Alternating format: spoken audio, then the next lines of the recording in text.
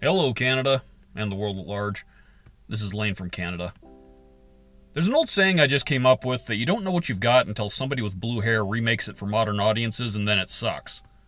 It first came to me when I was watching the trailer for the upcoming 2023 film Indiana Jones and the Retroactive Upgrade of the Kingdom of the Crystal Skull, starring an 80-year-old CGI'd Harrison Ford and that chick who always looks like she's gone crazy-eyed from loving the smell of her own farts too much, who they also brought on to rewrite the last James Bond movie in order to literally kill off James Bond, introduce a female James Bond, and also better reflect the Time's Up Me Too era. How'd that brilliant idea work out for you, Jimmy?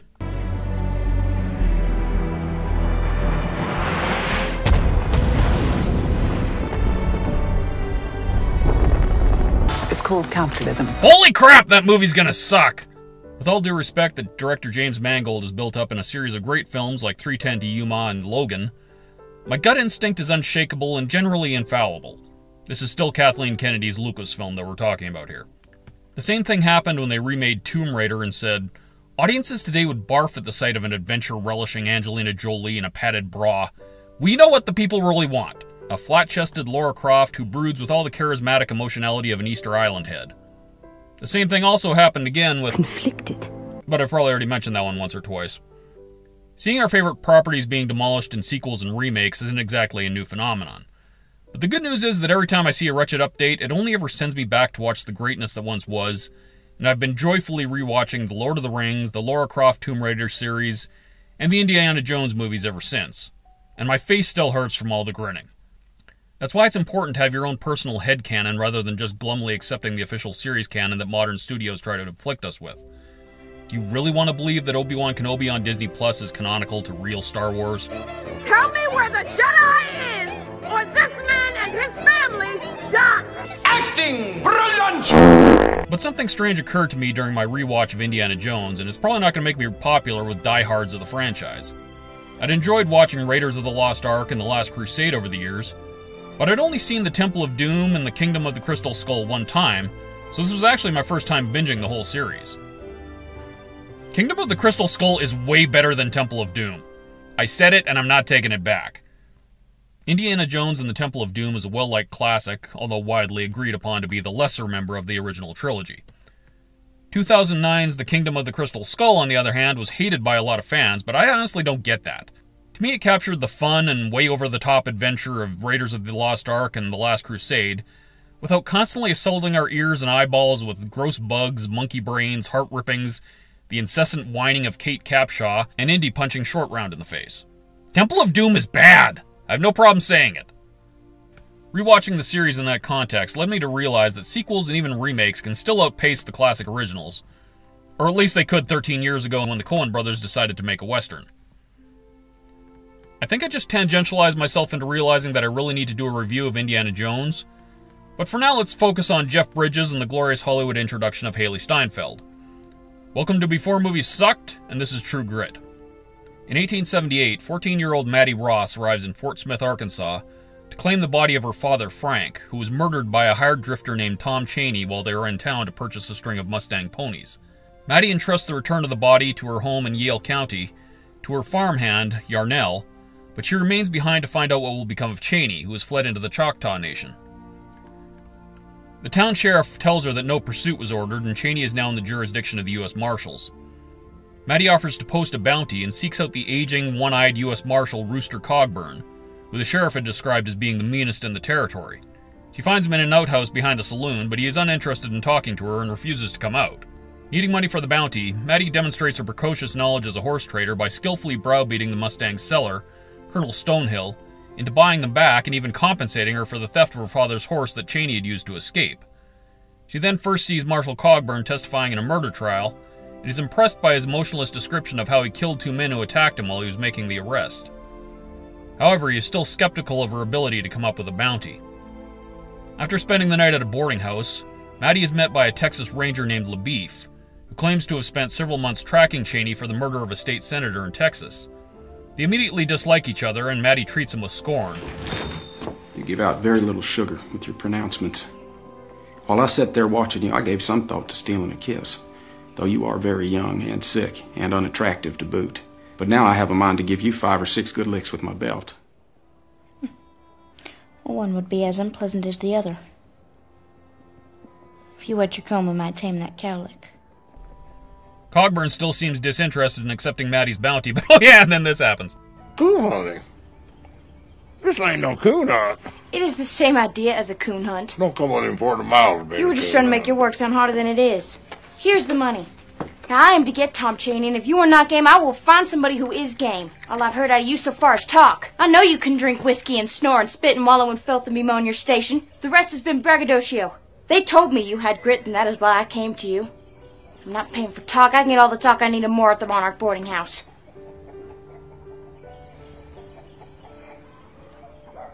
Leave your money. Meet me here at 7 o'clock tomorrow morning. We'll begin our coon hunt. The next morning, Maddie realizes that Cogburn has teamed up with LaBeef and left without her, but she pursues them across the river into the Indian nations. LaBeef begins switching her as punishment, but Cogburn intervenes at gunpoint. Tensions mount as they spend their first night camping together, and finally reach a breaking point the next morning when LaBeef mocks Cogburn for having served with Captain William Quantrill's partisans in the Civil War. Cogburn is infuriated when LaBeef accuses the bushwhackers of murdering women and children in the Lawrence Massacre in 1863, which Cogburn calls a lie. He ends his partnership with LaBeef and carries on alone with Maddie. At Bagby's store, one of the few supply centers in the territories, Cogburn finds a rare California gold piece which Maddie believes is one of two that were stolen from her father's body by Chaney. The piece had been used to buy supplies by Coke Hayes, an outlaw known to be riding with the infamous bandit leader Lucky Ned Pepper. Maddie is convinced that Chaney must have thrown in with the bandits, but Cogburn warns her it's just as likely that Ned's gang killed Chaney and stole the gold from him. Cogburn and Maddie seek shelter from the cold night in an abandoned dugout, but find it occupied by two horse thieves, Emmett Quincy and Moon Garrett. In the confrontation, Moon is wounded and Cogburn arrests both men. Noting their large supply of food and whiskey, Cogburn suspects they are waiting for Lucky Ned's gang to arrive and pressures Moon into confessing. Quincy attempts to silence Moon by stabbing him with a hidden knife, but is killed by Cogburn. Before dying, a repentant Moon confesses that Lucky Ned will be arriving that night for fresh horses, and begs them to send word of his death to his family. Maddie is stunned by the death she witnessed as Cogburn prepares to ambush the arriving bandits. You display great poise. Oh, it's just a turkey shoot. There's one time in New Mexico, we was being pursued by 7 men. I turned bow around and taking them reins in my teeth, rode right at them boys, firing them 2 Navy 6s I carry in my saddle. Well, I guess these old married men who love their families as they scattered and run for home. Well, that is hard to believe. What is? One man riding at 7. Oh, it's true. You go for a man hard enough and fast enough, you don't have time to think about how many's with him. He thinks about himself, how he might get clear of that wrath that's about to set down on him. But the plan is foiled when LaBeef unknowingly arrives moments before Lucky Ned's gang. Cogburn is forced to open fire to save LaBeef, killing 2 of Lucky Ned's bandits before the others flee. LaBeef has been wounded and nearly bit his tongue in half, causing him to talk with a slur. Frustrated by LaBeef's constant talking and the failure of their best chance to find Chaney, Cogburn begins drinking heavily throughout the night and continues drinking even as they begin hunting the next day. They investigate a nearby silver claim owned by the Parmalee brothers who ride with Lucky Ned, but come up empty-handed. Cogburn angrily states that the hunt is over thanks to their failed ambush. LaBeef realizes that Cogburn is right and his interference has cost them their quarry. Exhausted after months of hunting, he leaves to camp elsewhere before his return to Texas, but expresses his newfound respect for Maddie. The next morning, Maddie goes to fetch water from the river while Cogburn is still passed out, but is shocked to find herself facing Chaney, who is watering Lucky Ned's horses on the opposite bank. I know you. Your name is Maddie. Isn't that something? Yes, and I know you, Tom Chaney. What are you doing out here? Well, I have not been formally deputized, but I'm acting as an agent for Marshal Reuben Cochran and Judge Parker's court.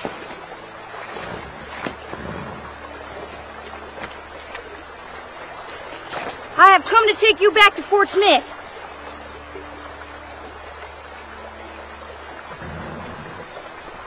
Well, I will not go. Well, if you refuse to go, I'll have to shoot you. You will not go with me? No, it's just the other way around. You're going with me. Help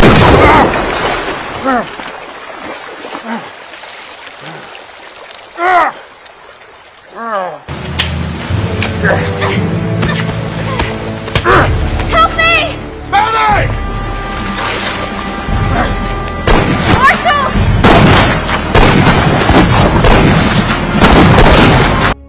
Lucky Ned threatens to execute Maddie, forcing Cogburn to withdraw over a nearby hill.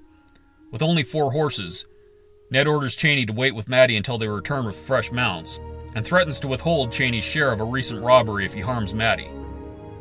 However, Cheney is convinced that Ned is abandoning him to the marshals, and attempts to murder the girl when the others leave. Your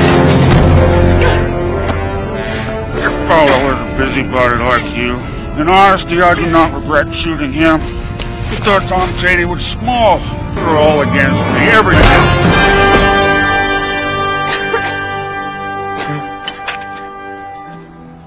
So that is Chelmsford.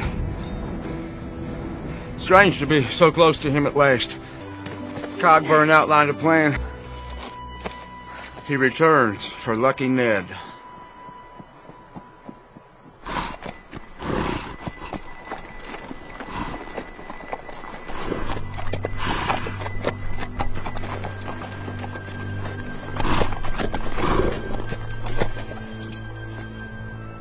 Well, Rooster! Will you give us the road? How many men is with the girl? Just Cheney. Our agreement is in force. She was in excellent health when last I saw her. Farrell, I want you and your brother to stand clear. You as well, Doctor. I have no interest in you today. What is your intention, Rooster? You think 1 on 4 is a dog paw? I mean to kill you in 1 minute, Ned. Or see a hang in Fort Smith at Judge Parker's convenience. Which will you have? I call that bold talk for a one-eyed fat man. Feel your hand, you son of a...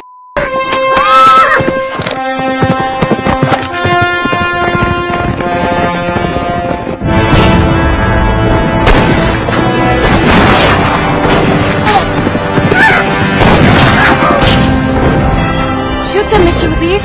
Too far. Moving too fast.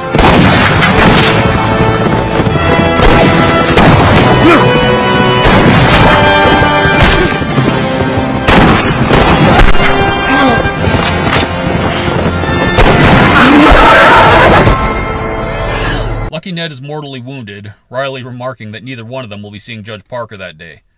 Before he can execute Cogburn, LaBeef shoots and kills him with a long-range shot from his Sharp's carbine. However, he's immediately attacked and knocked out by a revived Cheney.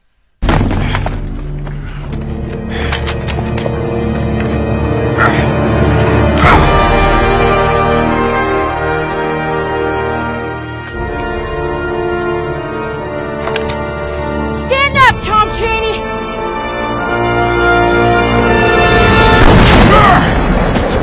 The recoil from the powerful rifle causes Maddie to stumble back and fall into the pit, where she awakens a nest of rattlesnakes. Cogburn and LaBeef manage to rescue her, but her left hand is bitten by one of the snakes.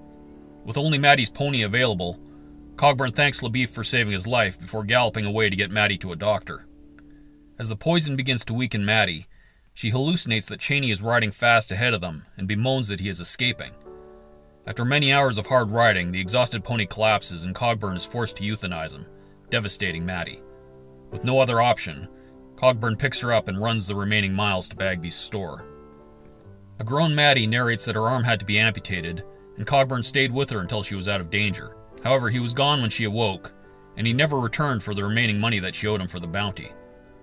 25 years later, Cogburn wrote to her, inviting her to visit a Wild West show he was performing in with surviving members of the James Younger gang. However, when she arrived, she was informed by Cole Younger that Cogburn had died of a chronic illness a few days earlier. We had some lively times. What was the nature of your acquaintance? I knew the Marshal long ago. We too had lively times. Thank you, Mr. Younger. Keep your seat, trash. Out of respect for his heroic actions, Maddie has Cogburn's body buried in her family's plot. She visits the grave many times over the years, stating that she has never bothered with marriage herself, although she sometimes wonders about the life LaBeef went on to live after their adventures. First of all, this movie was robbed, and Haley Steinfeld was seriously robbed. True Grit had all the makings of an Oscar sweeper with 10 total nominations in major categories, including Best Picture, Best Director, Best Actor, Best Supporting Actress, Best Adapted Screenplay, and Best Cinematography. It won none of them, and that's a dang shame. Fortunately, legacy matters a lot more than awards, and True Grit will never be lacking in that department. The original 1969 film was a long-time classic, and the remake surpassed it in just about every way. As much as I love John Wayne's performance as Rooster Cogburn, I do suspect that he only won the Oscar in 1970 because his performance was elevated as a result of being surrounded by two of the worst actors I've ever seen, Glenn Campbell as LaBeef and Kim Darby as Maddie. However, Wayne did almost get into a fistfight with Robert Duvall at one point, which is pretty awesome, so no disrespect to the original at all. There are no bad performances in the remake, but Matt Damon is sadly the just okay member of the cast as LaBeef. He's a great actor who can express a lot of emotion with minimal dialogue, as seen by his fantastic muted performance in the Bourne Identity films and other similarly understated roles. Matt Damon! And it's a shame because everything about LaBeef makes him a great character. He's tough and competent, but also has an insecure edge that is the source of most of his humor. His pretentious use of complex English seems to be an attempt to impress those around him, and when he accuses Cogburn of doing the same thing to impress Maddie, it seems more like projection than an accurate representation of Cogburn's insults towards him. He's also clearly bothered by Maddie dismissively stating that Cheney is not the worthy adversary LaBeef wants him to be. Well, why did you not catch him in Pine Bluff, Arkansas, or Monroe, Louisiana? He is a crafty one. I thought him slow-witted myself. That was his act. It was a good one. Why have you been ineffectually pursuing Cheney? It's been many months' work. Oh, I'm sorry that you were paid piecework and not on wages, and that you have been eluded the winter long by a half-wit. Josh Brolin plays against type as the vicious but cowardly Tom Cheney in a brief performance that's still a lot of fun. It's the kind of role that's a reminder to us of how dangerous weak men can be, and I give Brolin all the credit in the world for playing the part as pathetically as possible. He's hot-tempered, unintelligent, and despised even by the criminals he surrounds himself with. He's not the ruthless land baron, skilled bandit leader, or corrupt sheriff who headlined villainous roles in countless other tales of the Old West. He's a worthless drifter who attempts to make nothing of his life and expects nothing from it. He's the kind of background baddie who would be the first random thug to die in any other Western, and he almost knows it. He seems stunned by the realization that everything is against me. It's as if he knows his lot in life doesn't even entitle him to this much attention, and he can't comprehend why the law won't just let him carry on with his life. Facing real justice is a foreign concept to him, especially when it presents himself in the form of an inescapable child. Barry Pepper gets a great performance as Lucky Ned, and I particularly like the way that he and Cogburn treat one another not as enemies, but as respected inconveniences in one another's lives. Despite the threats they shout back and forth, there's virtually no malice in their banter, just a healthy wariness. The fact that Ned also quickly comes to admire Maddie's spirit and courage in their single scene together gives us the impression that he is more intelligent and has a much stronger code of honor than Cheney does, which possibly explains why he has succeeded in leading his gang and evading the law for so long. It's a great example of what good writing and acting can accomplish in a short time. Lucky Ned has only one dialogue scene prior to his final confrontation with Rooster, with nothing but his name being mentioned before that, but we come to know him as well as any other character in the movie in those few minutes. Jeff Bridges gives a terrific performance as Rooster Cogburn that more than equals John Wayne in the original film. Cogburn destroys the strong, silent stereotype of the charming cowboy hero with his endless rambling and unapologetic drunkenness, but he backs it all up with all of the true grit that he's famed for. Rooster Cogburn is one of the great characters of American literature, and Bridges plays him like he walked right out of the pages of Charles Portis's novel. My only regret is that he seems to have carried over Cogburn's mumbles and slurs into a few more subsequent roles than was necessary, so he's kind of burned it out. But in 2010, it was just a great take on a great character, and it's my favorite Jeff Bridges role. As far as I'm concerned, Bridges got a respectable shake with his nomination, but Haley Steinfeld as Maddie is a different story. She totally deserved that Oscar, and the nomination should have been for Best Actress, not Best Supporting Actress. Maddie is the eyes of the movie, she's the strongest screen presence going up against some pretty dramatic heavy hitters, and she's in literally every scene. That's Best Actress, not Best Supporting Actress. They gave Anthony Hopkins Best Actor for Silence of the Lamb, and he only had 16 minutes of screen time for Pete's sake. And yes, I'm saying that Haley Steinfeld gave a better performance than Natalie Portman in Black Swan. Fight me. As a young writer, there were a few filmmakers whose work I started to follow specifically for their original style of written dialogue. Did not hit her. It's not true. It's bullshit. I did not hit her. I did not. Oh, hi, Mark. Most notably the Coen brothers, Wes Anderson, Shane Black, and David Mamet. However, the one thing I've more recently noticed is that I tend to hate just as many of their films as I actually like, and sometimes even more so. They've all put out one or two films that I absolutely love, and then a bunch that I didn't like or just don't care about. When I look back on them in this context, I realize that the films I liked most of theirs were the ones where they reined in their style a bit to make a more commercially palatable product. Does this make me an anti-elitist snob, or am I just too much of a grunt to keep up with their genius in their most critically acclaimed works? No idea. I just know when I like something and when I don't. For example, one of Wes Anderson's worst reviewed movies was The Life Aquatic with Steve Zissou. It's the only film of his that I own and love. David Mamet, on the other hand, won the Pulitzer Prize for Drama in Glengarry Glen Ross, and the 1992 film adaptation was equally acclaimed, but the only films of his that you can get me to repeatedly sit through are The Edge and Spartan. With the Coen brothers, I loved No Country for Old Men, True Grit, and Oh Brother Where Art Thou. The rest of their films I've seen once and then forgotten about, and yes, that includes The Big Lebowski. God bless everyone else who loves the rest of their films, but part of the joy of cinema is figuring out the style of film that is personally appealing to you alone, despite the pressure to love something because all guys like that one, or even just because you've admired works by the same filmmaker in the past. Remember James Mangold? It's called capitalism. The good news is that when I do love a film from great filmmakers like the Coen brothers, I really love them. To me, 2007's No Country for Old Men is one of the greatest films ever made, and the only reason I didn't review it first is because I'm making a concerted effort to spread out my clear Tommy Lee Jones bias. Otherwise I would have reviewed like 6 of his films by now. There's a lot of consensus that Clint Eastwood's Unforgiven is perhaps the greatest Western ever made, but I'd say that True Grit closely rivals it and even surpasses it in my mind. True Grit is the kind of story that isn't seen much in cinema today, and that would be the godly vengeance quest. Countless films are based on a quest for revenge, but you can probably count on one hand the films that have an actual biblical basis for it. Christianity is often mocked as weak for Christ's advice to turn the other cheek when you get smote, but there's significant context to that. Turning the other cheek is not cowing, it's mocking. It was also a determinant as to whether or not you were being insulted or actually threatened with further harm.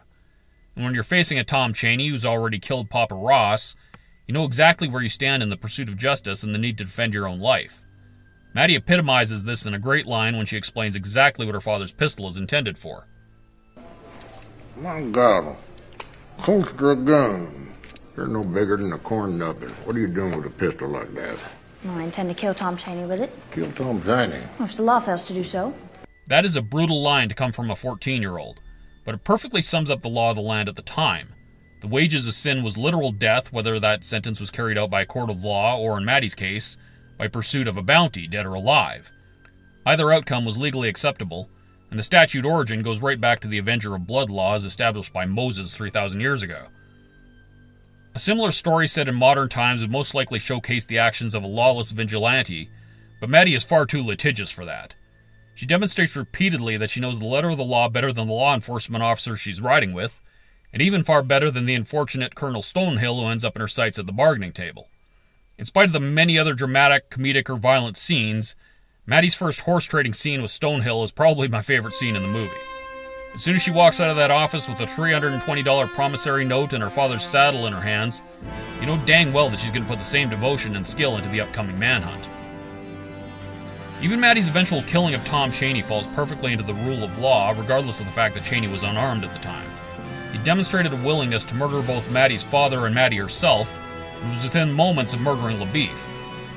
Even if there were annoying defense attorneys in 1878, such as Mr. Garvey, who Cogburn found himself facing off against in the Otis Wharton trial, there was still no such thing as Kenosha County ADA Thomas Binger to say that Maddie should have just lain down and accepted the inevitable.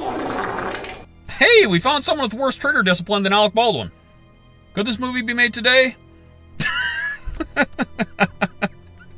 Can you imagine freaking Maddie Ross being updated for a modern audience? Still have to collect father's things and see to some other business. Your mama didn't say nothing about you seeing her no business here. Well, this business mama doesn't know about. It's all right, Yarnell. I dismiss you. If they remade this movie today, the gentle-mannered, God-fearing, and subservient Yarnell would go full Django on every single white character by the end of it. Why don't they just Rise up and kill the whites. It's very spirited. Call him Little Blackie. That's a good name. My entire movie theater burst out laughing at this exchange, and we still all slept like babies that night. What do you mean, you people? What do you mean, you people?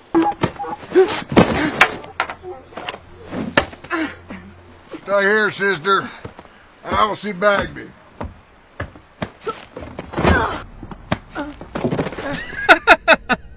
Presented without comment. That famous day in history, the men of the 7th Cavalry went riding on.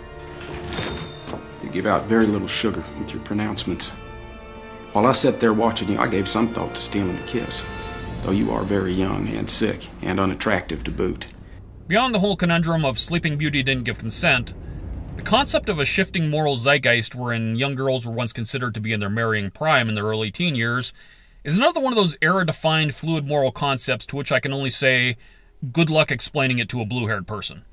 As a millennial, I'm part of the most advanced crop of humans that our species has ever seen. Also, Lizzo recently described herself as not only beautiful, but the definitive beauty standard. So I'm not sure how that affects LaBeef's comments on Maddie's level of attractiveness.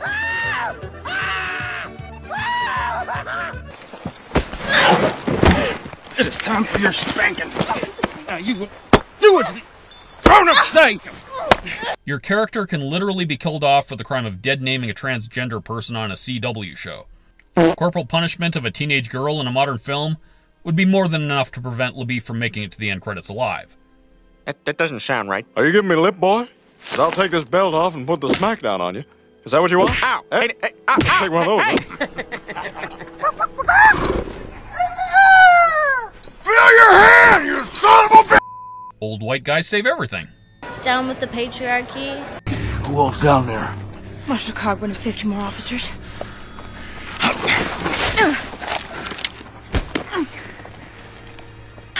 You tell me another lie and I'll stove your head in. A female character requires rescuing. It's horrifying. I'm so sorry. You would give me an affidavit. You're all against me, everything. A female character requires rescuing. Girls get it done. Are you there? I'm here! Can you clamber out? I cannot. There are snakes. A female character requires rescuing.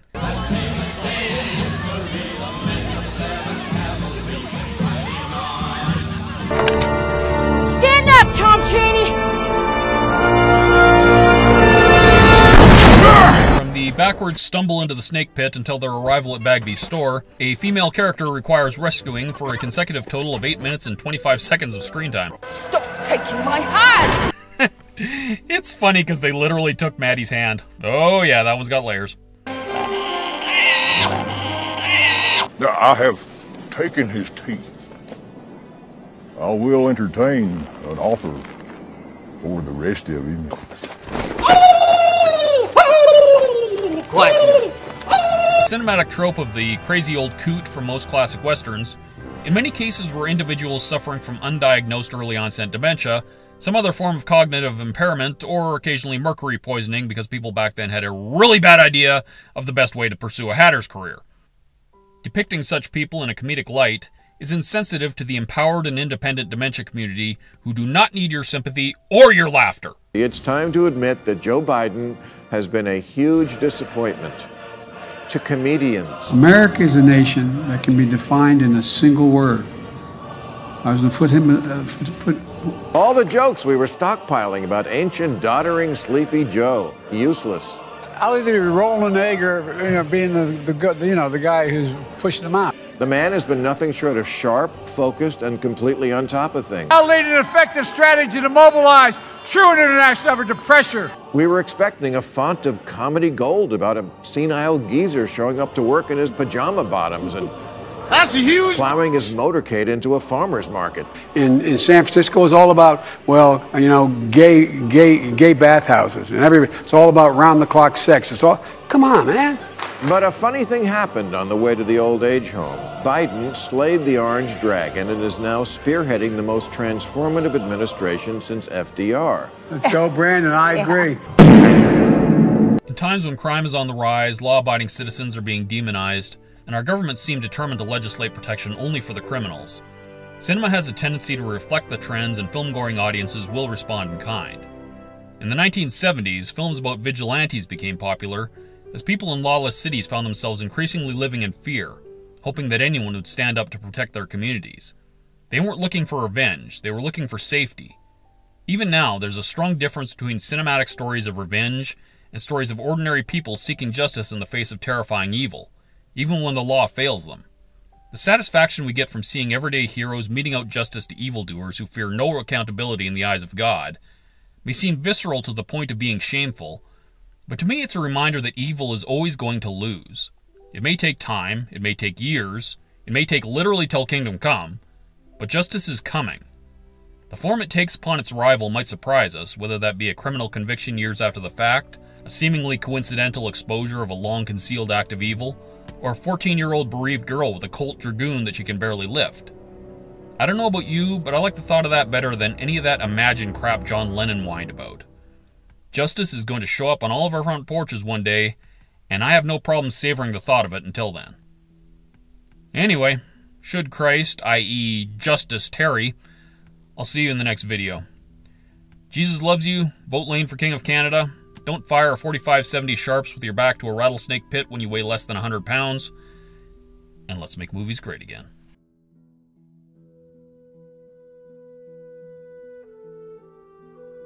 Put him on the endangered species list.